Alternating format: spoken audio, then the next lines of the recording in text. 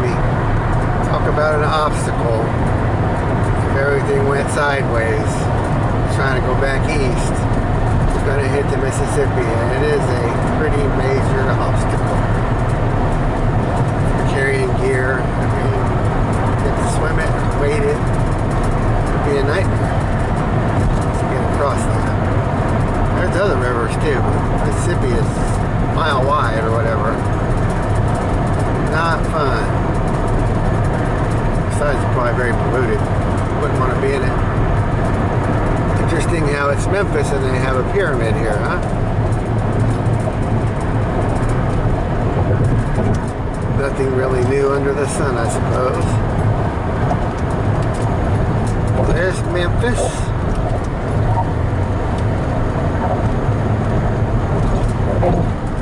There's the Mississippi. Ready to be underneath the car. Check her out. That's a big river, man. See that? Alright. Tennessee Welcome Center. Go trucks.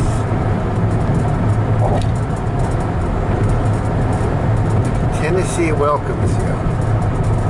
We shall see. We shall see. There's the Pyramid of Memphis.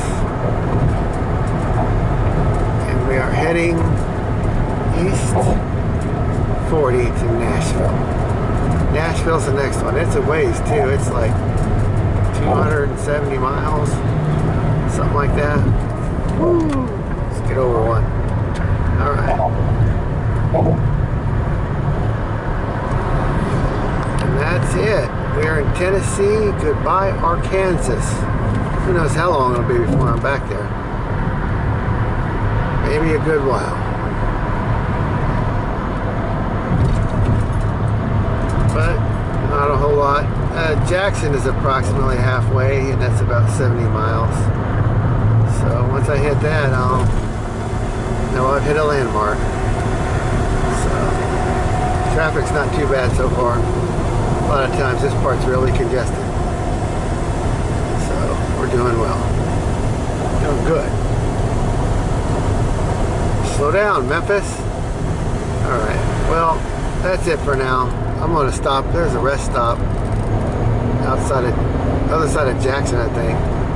100 miles in or so, if I remember correctly. I got a half tank, so I'm going to just keep on keeping on. Get there. I don't know why this guy's got his hazards on.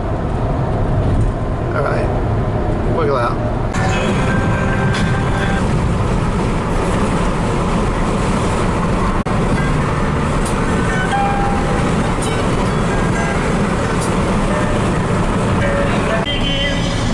Alright, 72 miles in, 73 miles in, you hit an I-40 rest stop. Tennessee. Radio was cutting off constantly. I put it on, the CD was cutting off. Apparently the navigation was trying to talk to me, but it had some malfunctioning. Driving me nuts. I finally turned it off and my music keeps playing now. So I'm at 3/4 or 1/4 of a tank. So I should be able to put 15 gallons in, 3 cans. Reduce the weight on that hitch. That'll be good. So I'll update you on that in a few minutes. So an update on the car. The water light's coming on and off a little bit. Not too bad, but it is coming on and off. And it's a little bit low. So I'm going to put some water in it. When it cools down a little bit, it's still pretty hot. So I'm filling up the fuel. Put in 3 5-gallon things here. One of them wasn't quite full. So I just use the shaker hose. You can hear it draining in. So what I'm doing is I'm taking the bottom of the gas cans, dumping them in one can, and then after I do them all, I'll take the fuel out of the last can. Just try not to get any trash in the tank in the bottom of the cans. So this one's going to dump into that one a little bit that's left. doing that, so on and so forth. And I'll put it in. I'm going to go ahead and pause it for a minute. Oh, also, the damage from the blowout, that's been flapping in the wind for who knows how long. We'll have to put a screw in it. I'll show you that in a minute too. Alright, update. When I was filling that gas can, the last one, I saw dirt start coming up the hose, so I stopped it from going into the tank. Got a clear hose on my thing, so that's good. Get ready to change some clothes, clean clothes. Got this tied all back on. I had to get the drill out, put a screw in the fairing there to hold it in. Yeah, my water bottle had a hole in it. My emergency water bottle for filling the car had a hole in it. So I thankfully had another water bottle with me, and I just filled it from the bathroom. So I'm gonna get changed, make some lunch, let the car cool down, add a little water. So I'll be back with you before I leave. I'm not sure that was taping. Huh. I don't know. It seems like it wasn't. Alright, try it again. I'm having my lunch from Aldi's. Dinner cheese, turkey breast, sprouted grain bread, and olive oil mayo, but it does have soy. Here's my little cooler. You can buy ice at Walmart. It's almost out of ice. Alright, back to what I was saying. Lessons. Keep duct tape in the car. Keep a spare jack. Don't just rely on your factory jack. It got me in big trouble. Check your air pressure repeatedly as you travel. If the car starts acting funny, you have to check your tires. You might have something in your car to help stabilize the jack, level it out, give you a few blocks or something.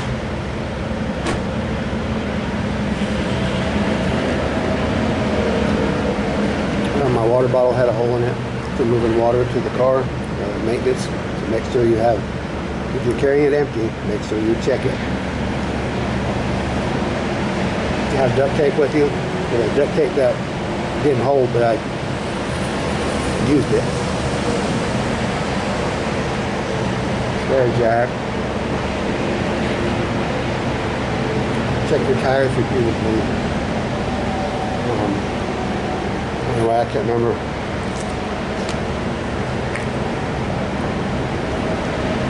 For this journey, I'm trying to travel from Oklahoma to Virginia without stopping and spending any money, cash or credit anywhere, so they couldn't track my travel. And just to see, like, if it was hard times, see how hard it would be to actually pull off getting home across the country with the grid down. So I have 20 gallons in this tank, 20 gallons in the cans or so. 40 gallons probably should get me home, but we'll see. The fairing flapping in the wind killed my gas mileage, I'm sure.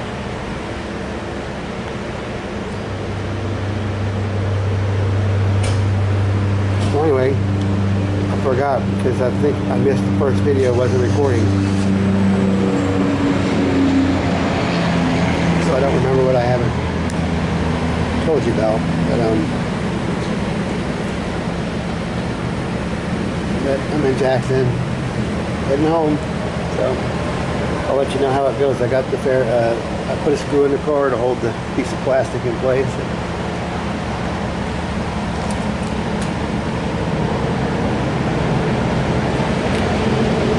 Not having a cell phone really hurt me, being off grid. I'll take your chances with that. Stood out there for 2.5 hours. Finally, some guy stopped. Nice man with his Toyota Jack, tried to help me out, but it didn't work. Then Dark Horse Record Service stopped and let me use his jack. no charge. So good old boy. I'll tell you more about that story later. But I'm going to send him a check in the mail. I don't have much cash with me.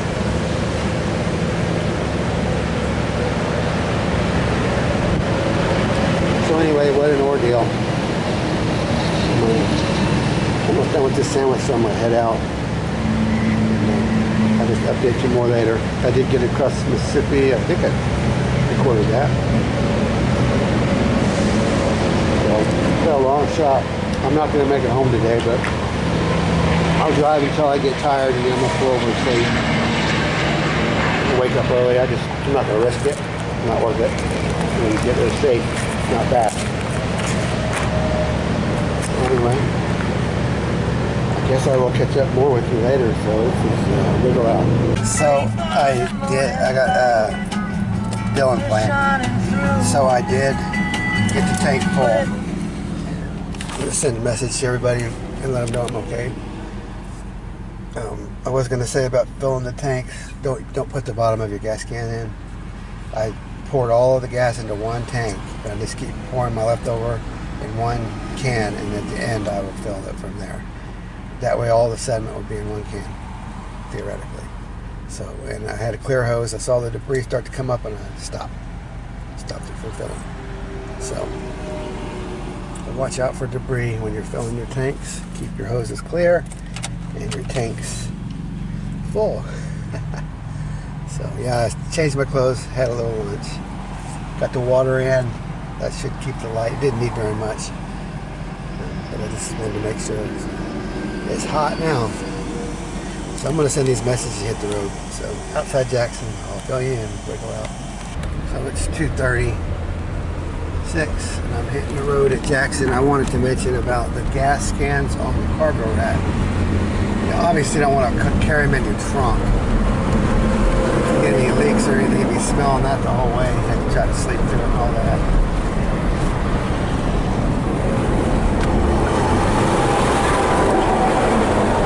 There's birds down here.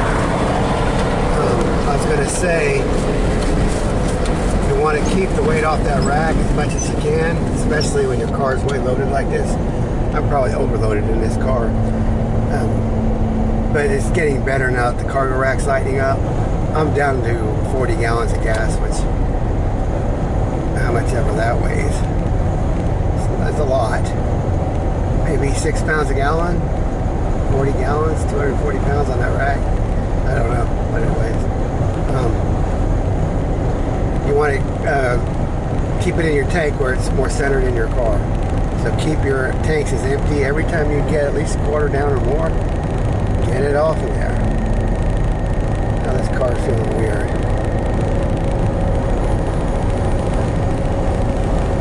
I hope it's just the road.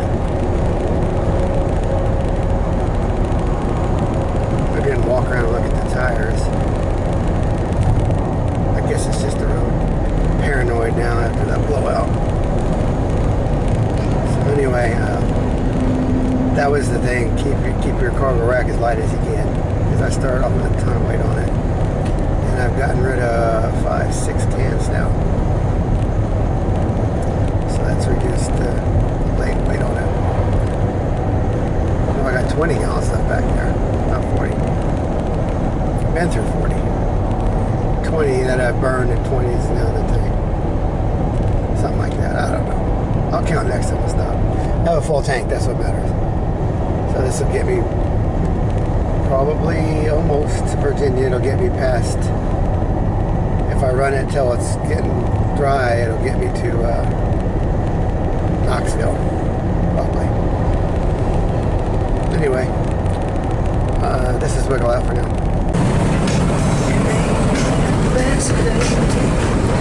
About 70 miles.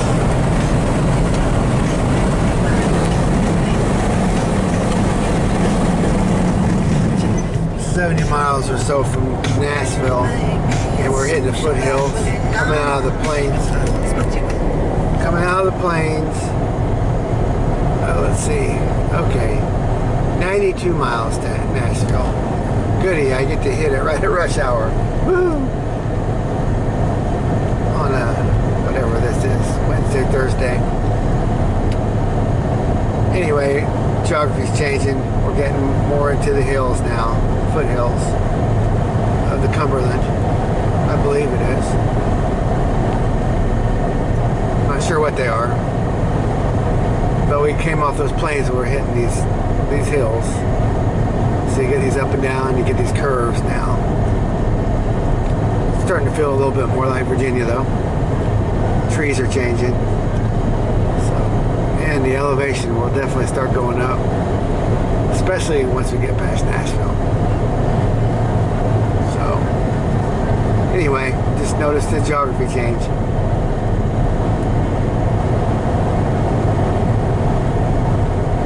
No more of those flat plains, all rolling hills now.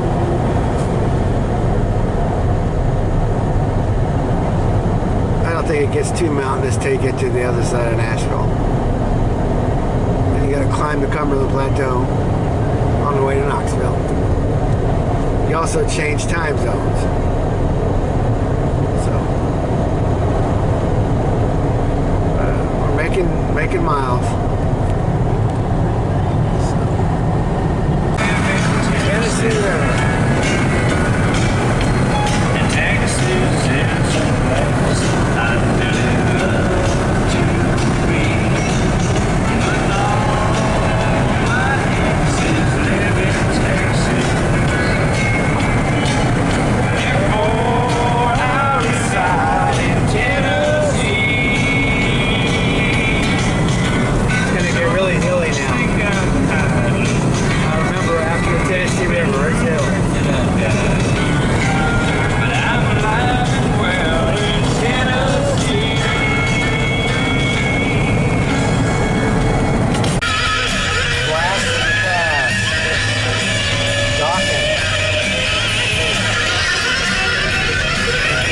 Potholes.net.